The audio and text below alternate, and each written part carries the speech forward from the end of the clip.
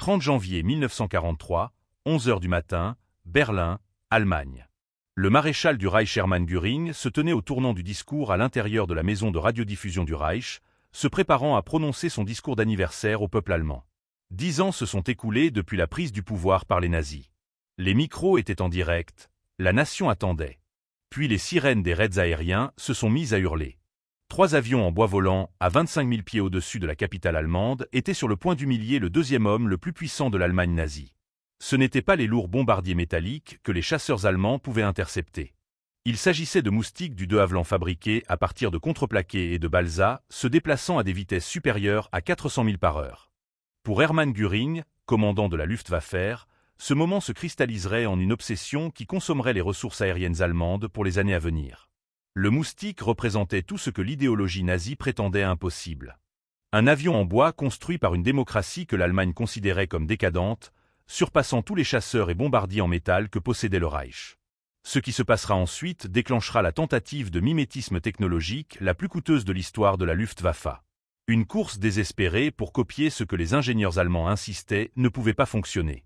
Un programme qui échouerait de façon spectaculaire, détruit non pas par l'action de l'ennemi, mais par les faiblesses industrielles que le Mosquito avait été conçu pour contourner. L'histoire de la tentative allemande de reproduire la merveille du bois deviendrait une étude de cas sur la manière dont l'idéologie, le désespoir et la pénurie de matériaux peuvent transformer l'innovation en catastrophe. Les bombes tombèrent sur Berlin à 11 h précises. Le discours de Göring a été interrompu à mi-transmission. Pendant plus d'1 heure, le chaos a régné à l'intérieur de la station de radiodiffusion, tandis que les techniciens se précipitaient pour rétablir la connexion.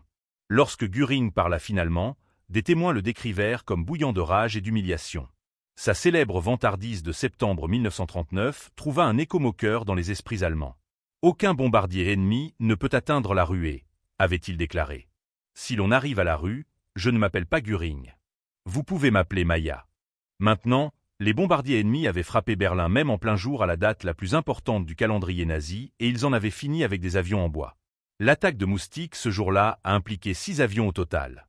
3 membres du 105e escadron frappèrent les premiers dans la matinée. 3 autres du 139e escadron ont suivi dans l'après-midi pour perturber un discours du ministre de la Propagande Joseph Gerble. 5 avions sont rentrés sains et saufs à la base. Un moustique du 139e escadron, composé du chef d'escadron Darling et de l'officier d'aviation Wright, a été abattu par des tirs anti-aériens. Les 2 hommes sont morts. Leur sacrifice démontrait que même le moustique n'était pas invulnérable. Pourtant, le taux de perte reste extraordinaire. Les chasseurs allemands n'avaient pu intercepter aucun des avions attaquants.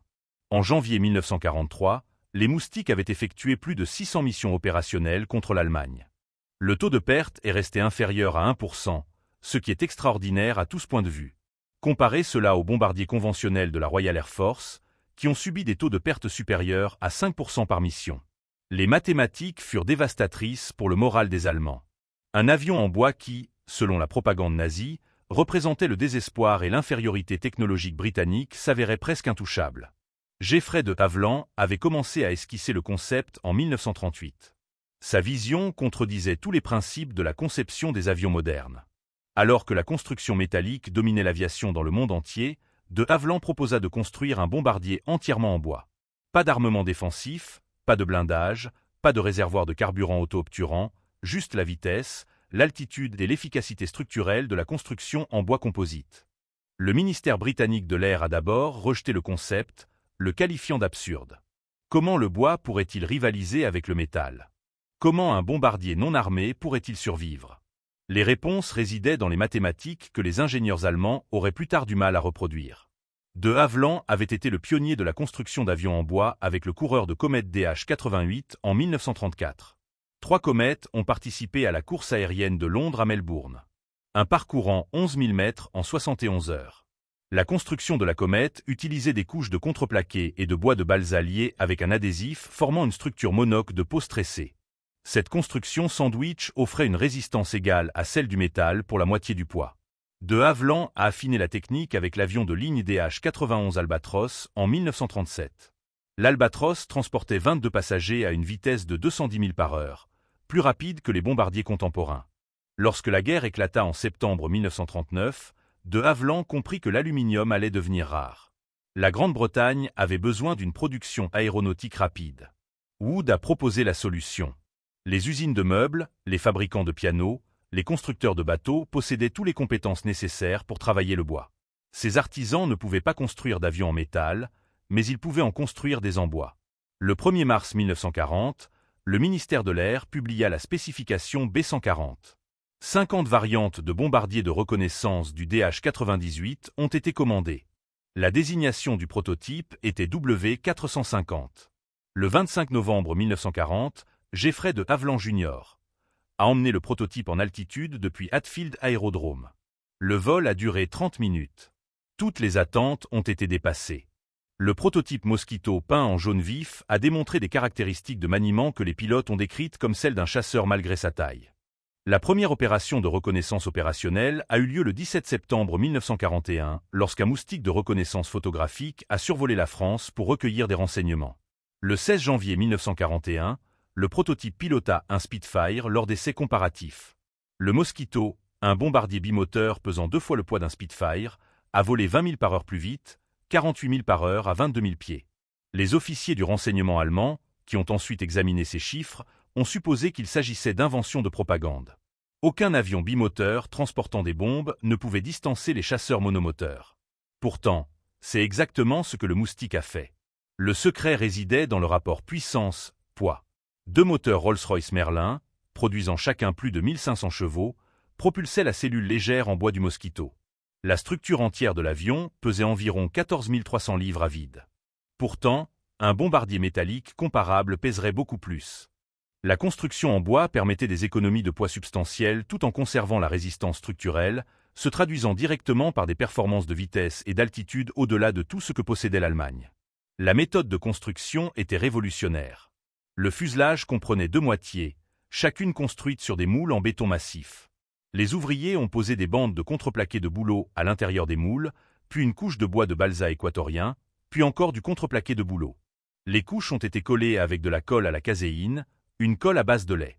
Une fois l'adhésif durci, les 2 moitiés du fuselage ont été jointes le long de la ligne médiane.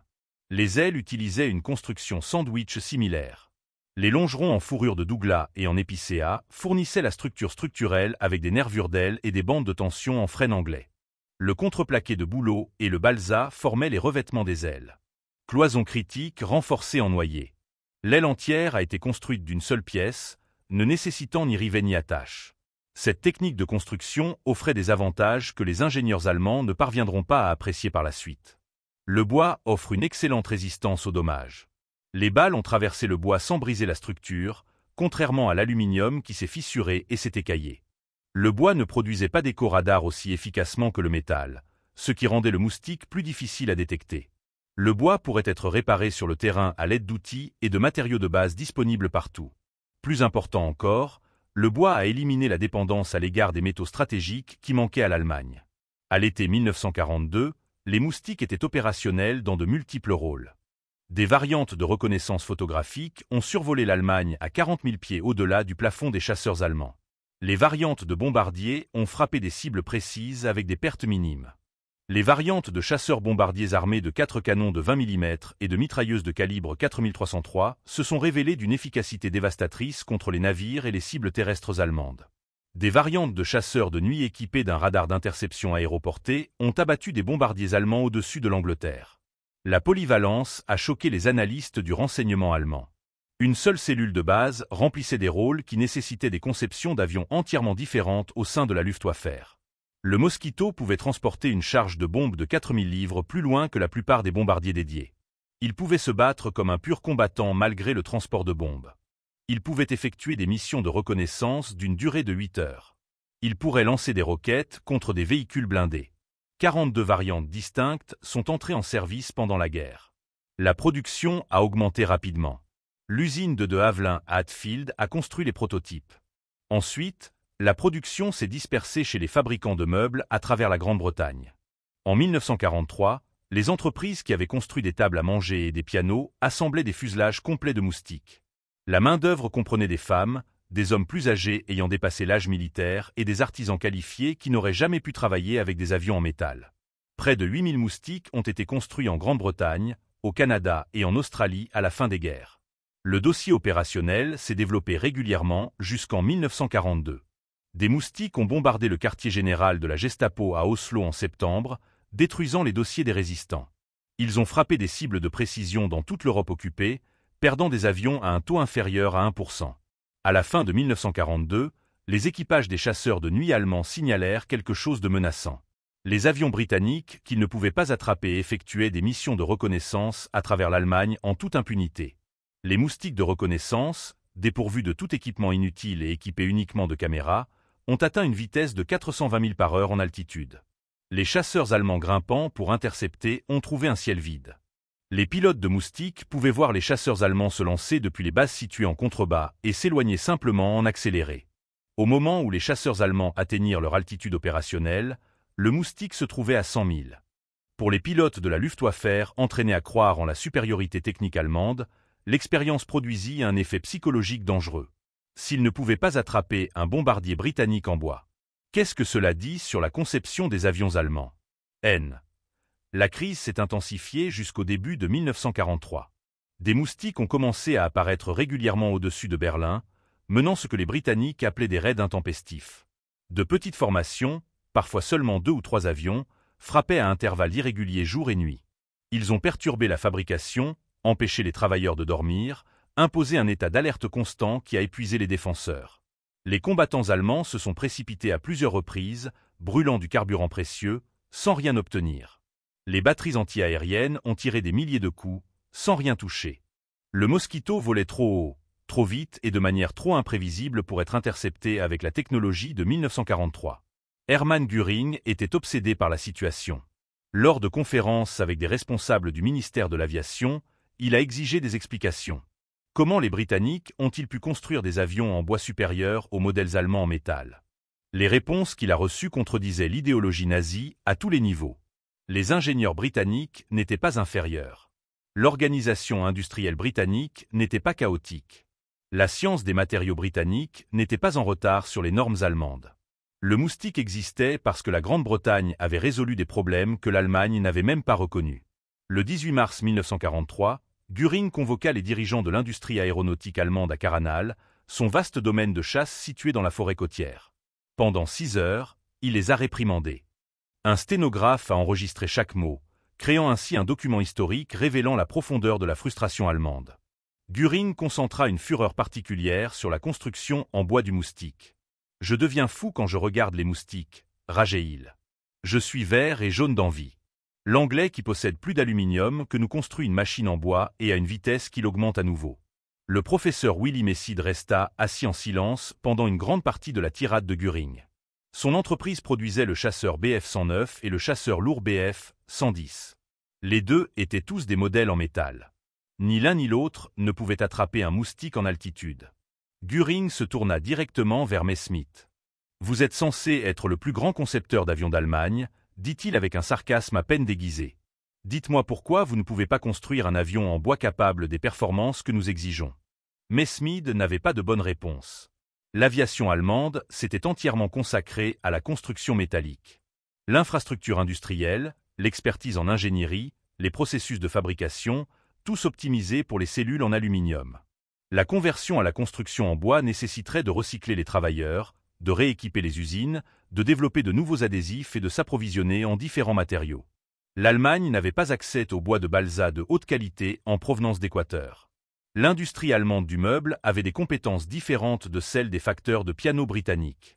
La technologie adhésive qui a rendu possible l'existence des avions britanniques en bois n'était pas disponible en Allemagne. Mais Göring voulait un moustique allemand et ce que Göring voulait, l'industrie aéronautique devait le fournir. Erhard Milch, ministre de l'aviation du Reich, avait déjà décidé que Faulle-Wolf dirigerait les efforts. Kurt Tank, concepteur en chef chez Faulle-Wolf, avait commencé les travaux préliminaires sur un chasseur de nuit en bois à la fin de 1942. Le projet recevrait la priorité absolue, des ressources illimitées et un nom délibérément choisi pour évoquer l'original britannique. Les Allemands l'appelleraient le moustique. Le Faulle-Wolf Tar 154 Mosquito représentait l'ingénierie allemande tentant de reproduire le succès empirique britannique. Tank a proposé un avion superficiellement similaire au Mosquito. Bimoteur, construction en bois, 2 membres d'équipage, blindage lourd pour les combats de nuit.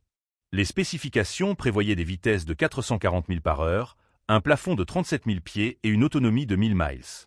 S'ils étaient atteints, ces chiffres égaleraient ou dépasseraient les performances du Mosquito. La conception progressa rapidement jusqu'à la fin de 1942 et au début de 1943. Tank sélectionna initialement le moteur jumeau 211 de Junker pour ses premiers prototypes. Un moteur en ligne refroidi par liquide produisant de 1300 à 500 chevaux selon la variante.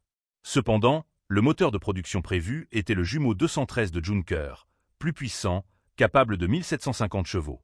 La cellule utiliserait une construction en bois avec des renforts métalliques stratégiques. Un adhésif spécial à base de résine phénolique appelé film TGO, fabriqué par la société Goldschmidt à Wuppertal, permettrait de coller les composants en bois. Le cockpit serait pressurisé, une fonctionnalité qui manquait au Mosquito. L'armement comprendrait 2 canons Mk108 de 30 mm et 2 canons MG151 de 20 mm puissance de feu, dépassant celle de n'importe quel chasseur de nuit britannique.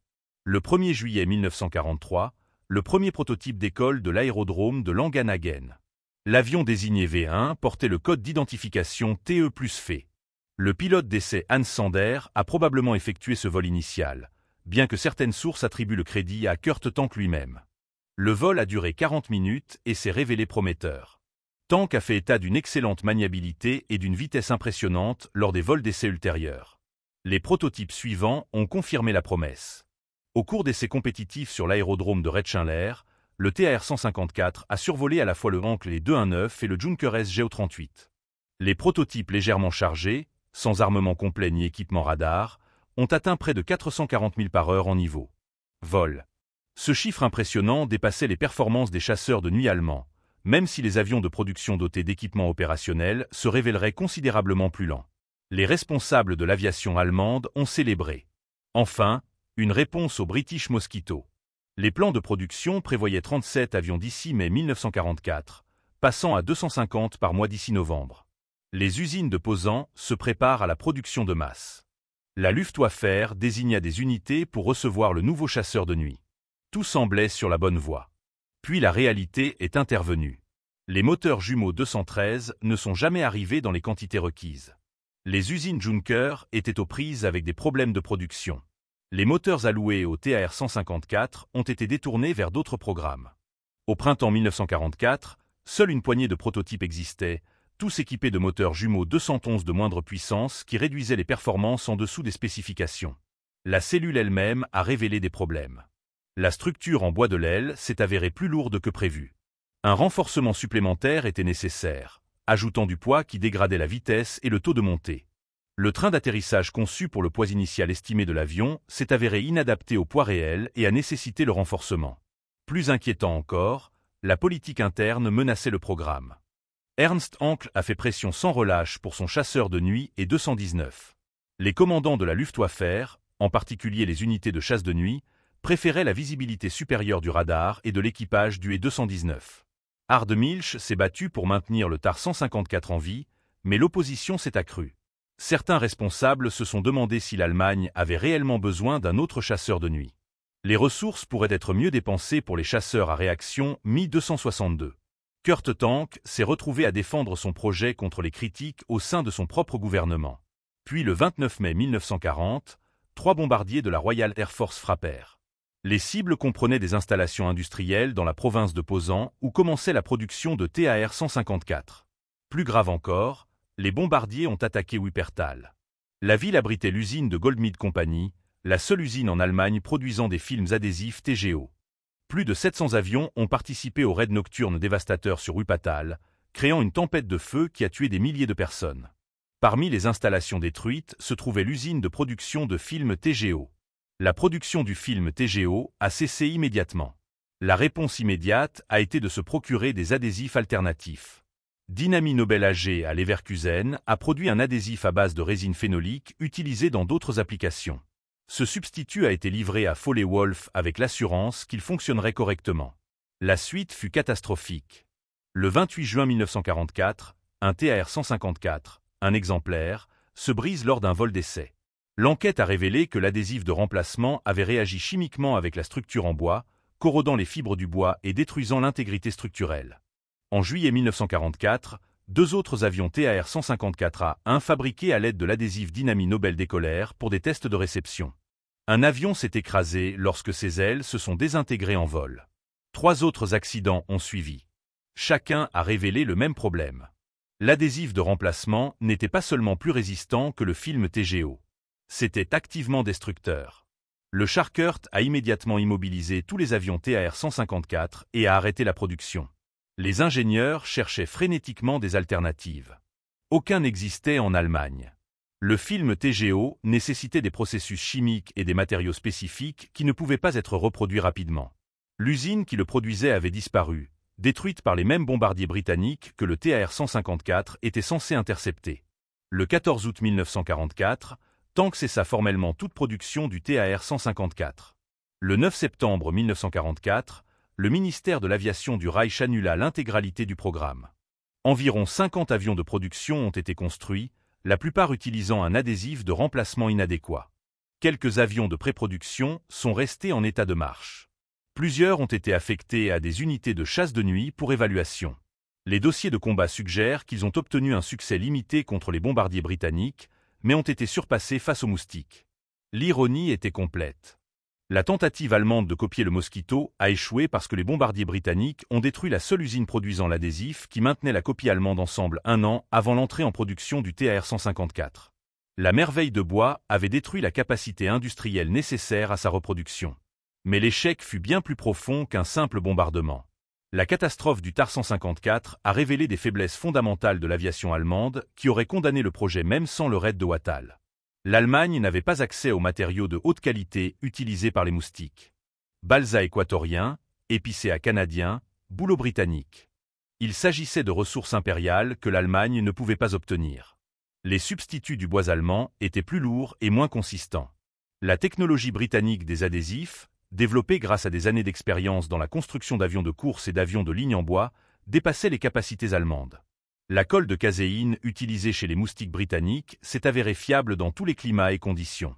Les adhésifs allemands développés pour les meubles et la construction ne pouvaient pas résister aux contraintes du avion de combat.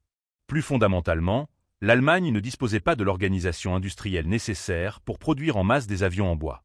Les usines de meubles britanniques se sont facilement converties à la production de moustiques car les compétences ont été transférées directement. L'industrie allemande du meuble avait des méthodes de construction différentes. Recycler les travailleurs, adapter les usines, développer des procédures de contrôle de qualité, tout cela a pris du temps dont l'Allemagne n'avait pas. Le moustique était en production depuis 1941. Au moment où l'Allemagne tenta de le copier en 1943, les Britanniques avaient résolu des centaines de problèmes de fabrication et formé des milliers de travailleurs. L'Allemagne a tenté de reproduire en quelques mois ce que la Grande-Bretagne avait développé au fil des années. La situation stratégique a aggravé la situation. En 1944, l'Allemagne était confrontée à une pénurie de ressources dans tous les secteurs. L'aluminium reste rare, mais le bois reste rare. Le bois de qualité a été détourné vers les infrastructures de guerre, les fortifications et le bois de mine. Usines chimiques qui auraient pu produire des adhésifs destinés aux explosifs et aux carburants synthétiques. Les ouvriers qualifiés qui auraient pu construire des avions en bois étaient enrôlés dans la Wehrmacht et travaillaient dans des programmes plus prioritaires. Le Follet Wolfart 154 était en compétition pour les ressources avec les programmes de chasseurs à réaction, la production d'avions à piston existante et les tentatives désespérées de remplacer les pertes sur plusieurs fronts. La qualité du personnel a diminué à mesure que la guerre se poursuivait. Kurt Tank était un brillant concepteur, mais il lui manquait les décennies d'expérience en matière d'avions en bois de Geoffrey de Havilland. Les ingénieurs travaillant sur le TAR-154 apprenaient au fur et à mesure de leur conception, commettant des erreurs que les concepteurs britanniques avaient déjà rencontrées et résolues. Les pilotes d'essai ont signalé des problèmes de manipulation, suggérant des problèmes aérodynamiques fondamentaux. Le contrôle de la qualité dans les usines s'est dégradé à mesure que les travailleurs expérimentés ont été remplacés par du travail forcé et des recrues formées à la hâte. Les avions sont sortis d'usine avec des planchers de construction qui auraient dû être récupérés pendant la production. Les quelques avions TAR-54 qui ont atteint les unités opérationnelles ont connu des performances médiocres par rapport aux attentes. Les moteurs jumeaux 211 fournissaient une puissance insuffisante. La vitesse de pointe dépassait rarement 400 000 par heure, bien en dessous des performances du Mosquito. Le taux de montée était insuffisant pour une interception rapide. La construction en bois s'est avérée difficile à entretenir sur le terrain. Liaisons adhésives endommagées par l'humidité. Les changements de température provoquaient des déformations. Les réparations nécessitaient des compétences et du matériel spécialisé qui manquaient aux unités avancées. La plupart des 4 TAR-15 opérationnels ont été cloués au sol en quelques semaines en raison de problèmes de maintenance. Les combats avec de vrais moustiques se sont révélés humiliants. Le 16 mars 1945, un rapport technique de Junker documentait des engagements entre des chasseurs TAR 1549 et des moustiques britanniques au-dessus du nord de l'Allemagne. À chaque rencontre, le Mosquito devançait les avions allemands. Le TAR 154 n'a pas pu attraper ce qu'il était conçu pour détruire. Sa construction en bois, qui aurait dû offrir des avantages en termes de performance, a plutôt ajouté du poids et des charges d'entretien sans offrir la vitesse nécessaire pour concourir. En avril 1945, les avions TR-154 restants furent retirés des opérations de combat. Certains ont été utilisés comme avions d'entraînement pour la conversion des pilotes d'avions à réaction. Quelques-uns ont été cannibalisés pour des pièces détachées. La plupart ont été simplement abandonnés sur les aérodromes à mesure que les forces alliées avançaient. La production totale, y compris les prototypes, s'élevait à environ 70 avions. Comparez cela à près de 8000 moustiques construits par les Alliés. Le programme a consommé des ressources, des talents en ingénierie et des capacités industrielles dont l'Allemagne avait désespérément besoin ailleurs. Le rendement était effectivement nul. Le contraste entre le Mosquito et le TAR-154 illustre des schémas plus larges de concurrence technologique en temps de guerre. Le Moustique a réussi parce qu'il a été conçu en fonction des ressources disponibles et des capacités industrielles. Geoffrey de Havilland comprenait que la Grande-Bretagne disposait de menuisiers qualifiés, d'adhésifs fiables et d'un accès à des matériaux de qualité. Il a conçu un avion qui exploitait ces avantages. Le processus de fabrication était réparti dans des dizaines de petites installations, ce qui rendait la production résistante au bombardement. La conception était délibérément simple, utilisant des méthodes de construction éprouvées, adapté à partir d'avions plus petits. Le TR-154 a échoué parce qu'il tentait de copier une conception sans comprendre l'écosystème industriel qui l'avait rendu possible. Les ingénieurs allemands ont vu les performances du Moustique en supposant qu'ils pouvaient les reproduire en copiant les caractéristiques visibles. Ils ont manqué des décennies d'expérience, l'infrastructure industrielle, la science des matériaux, la main-d'œuvre qualifiée. Ils pensaient que la construction en bois était simple parce que le bois était un matériau traditionnel. Ils ont découvert trop tard que les avions modernes en bois nécessitaient une ingénierie sophistiquée, des matériaux spécialisés et des artisans qualifiés aussi compétents que n'importe quel métallurgiste. L'erreur stratégique consistait à supposer que copier la conception réussie d'un ennemi produirait automatiquement des résultats similaires. Cette approche ignorait le contexte dans lequel le Mosquito a été développé. Il a ignoré les atouts de l'industrie aéronautique britannique et l'Allemagne les faiblesses de beaucoup. Plus important encore, cela a détourné des ressources de domaines où l'ingénierie allemande possédait réellement des avantages. Le chasseur à réaction Messid Mi-262 représentait une technologie véritablement avancée dans laquelle l'Allemagne était en tête du monde. Les ressources dépensées pour le TAR-154 auraient pu produire des centaines d'avions supplémentaires. L'envie d'Hermann Göring envers le Moustique a conduit directement à l'un des échecs les plus coûteux de la Luftwaffe. Sa tirade de mars 1943 à Caranal révéla non seulement une frustration face au succès britannique, mais aussi une incompréhension fondamentale de la raison pour laquelle ce succès s'est produit. Göring pensait que la supériorité de l'ingénierie allemande devrait automatiquement surpasser tout avantage britannique. Il ne pouvait pas accepter que le développement progressif empirique britannique puisse produire de meilleurs résultats que l'approche théorique allemande. Il a exigé un Moustique allemand sans comprendre ce qui faisait fonctionner le Moustique britannique. La leçon plus large s'étend au-delà de la conception des avions. L'idéologie nazie a constamment sous-estimé les ennemis qu'elle considérait comme inférieurs sur le plan racial ou culturel. Le Mosquito a démontré que l'ingénierie britannique n'était pas seulement compétitive par rapport à l'ingénierie allemande, mais qu'elle était supérieure dans des domaines spécifiques.